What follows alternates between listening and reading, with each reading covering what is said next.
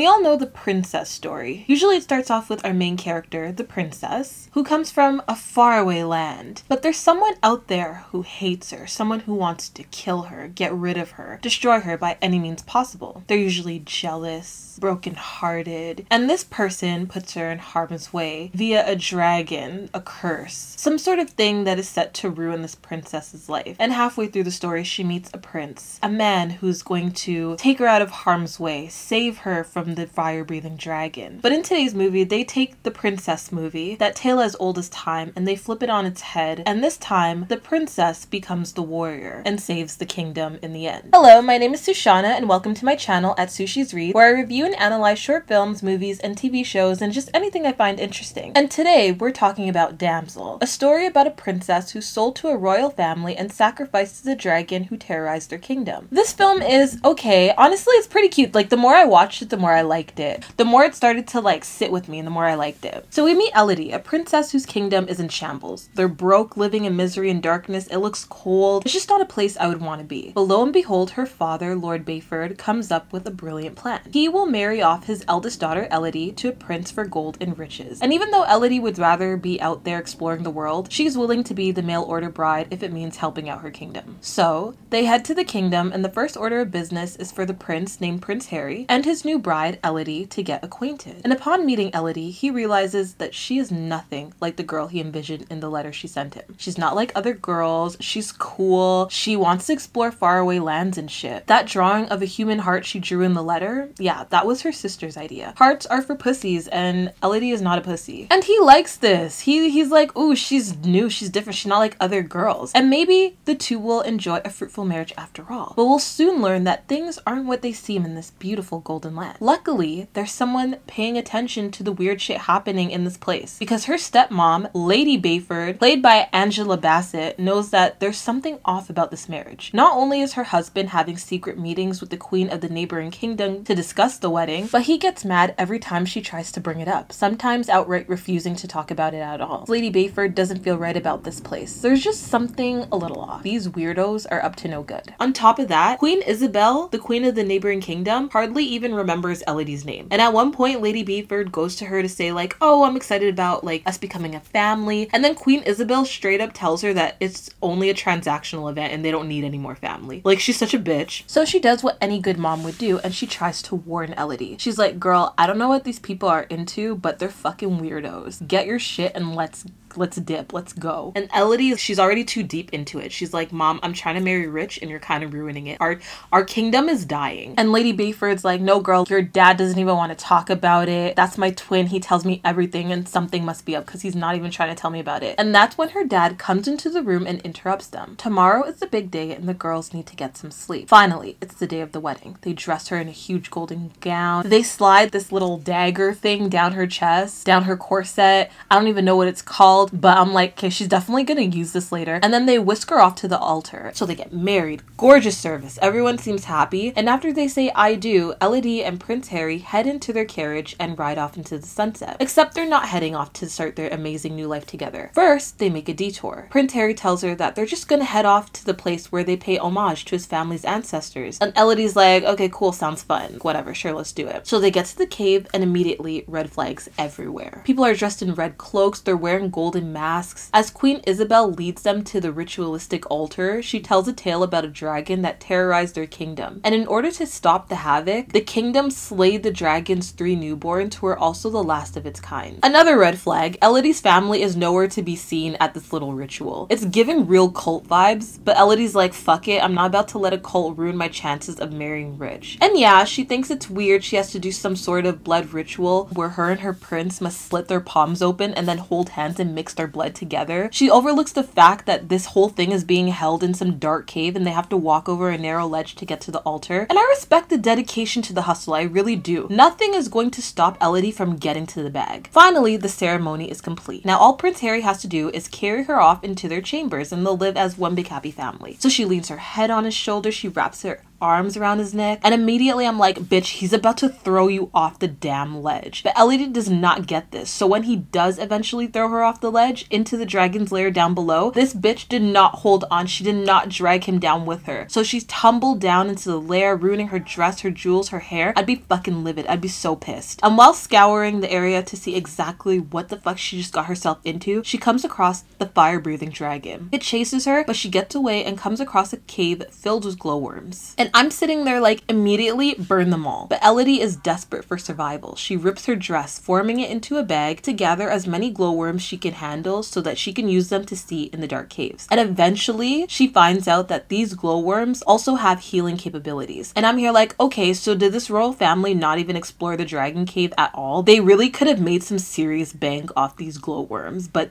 they didn't. And that's a missed opportunity. And that's when Elodie finds a map drawn by someone named V, and this she learns was one of the many girls who'd been thrown into the lair before her. This map is marked out with symbols that show her the way out of the cave. And she does make it out. She heads through the music cave, she goes up the wall covered in sharp crystals, and I'm watching like, oh, this bitch really has some upper body strength, because I probably would have died. Finally, she makes it to the top, but this escape is a dead end, and only leads to the top of a cliff that's too high up for her to jump out of safely. So she's pissed. She did all this work for nothing, and now she's gonna die. But she doesn't. She sees people walking far ahead, and she screams out to them, but the dragon attacks, forcing her back into the lair. But all is not lost, because those same people she was yelling out to are actually her father and his crew coming to save her. I thought, okay, maybe this was his plan after all. He was letting them think that he was going to sacrifice his daughter, but in reality, he was always going to come back and save her. And if that was the case, then his ass should have been in the lair. He should have been down there waiting for her so that when she landed, he'd be like, okay, girl, let's get going. There's a carriage waiting for us to take us home. But he didn't. So I'm here thinking, okay, because of his lack of planning, they're fucked.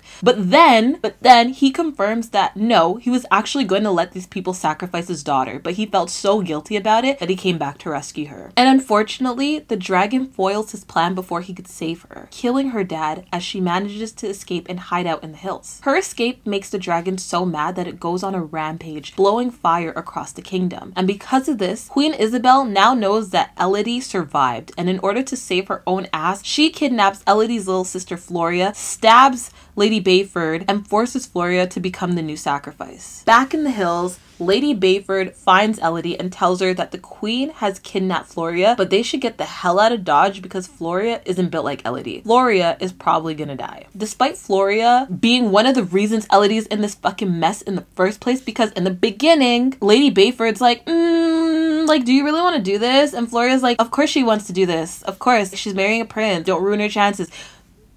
I remember that. But anyways, back to the story. Elodie goes to save her anyway. Luckily, she just did this song and dance. She knows what she's doing. So she takes Lady Bayford's horse, says, bleed out bitch, and goes to save her little sister.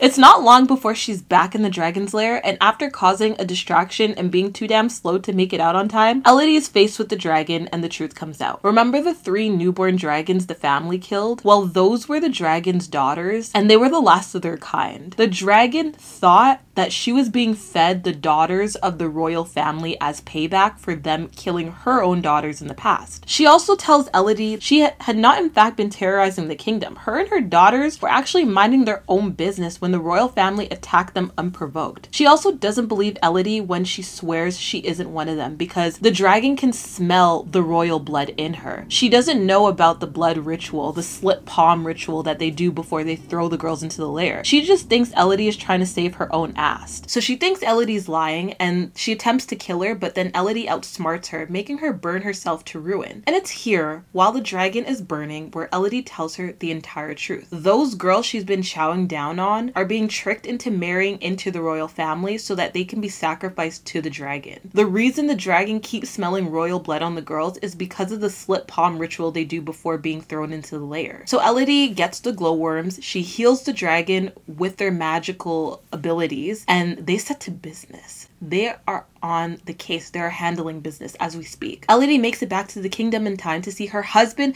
marrying some other bitch, but now she's angry. These people not only made her fuck up her hair, but they killed her dad, and for some reason, despite him selling her away for gold, Elodie is enraged by his death. She's pissed. Elodie may have come back, but she isn't alone. She brought the dragon back with her, and now faced with her attackers, the dragon seeks her revenge. So she burns the queen, her whack-ass son, and their guards. And when Elodie heads home with her family, the dragon goes with them. The movie ends with Elodie preparing to travel the world, leaving her stepmom and sister behind to care for the kingdom she went through all this to protect. As I said, this film was okay. The more I watched it, the more I liked it. I thought the costume and set designs were gorgeous. I've always loved the medieval setting. There's just something so cunt about all the gold, the jewels, those large-ass gowns, the details in the fabric. It's so beautiful. The elaborate braiding and shit, stained glass, fabulous castles with beautiful gardening. It's honestly breathtaking. Seeing Millie Bobby Brown in a 40-inch ginger bust-down wig was a little off-putting at first, but the more the movie progressed, the dirtier it got, the more I started to like it. But then she cut it into a Rapunzel bob and ruined the entire thing. I understand what this film was trying to do. It was flipping the damsel in distress trope on its head and making the damsel into a hero. It's a story about women empowerment. And we see this at the very beginning of the film when Elodie says, "There are many stories of chivalry where the heroic knight saves the damsel in distress. This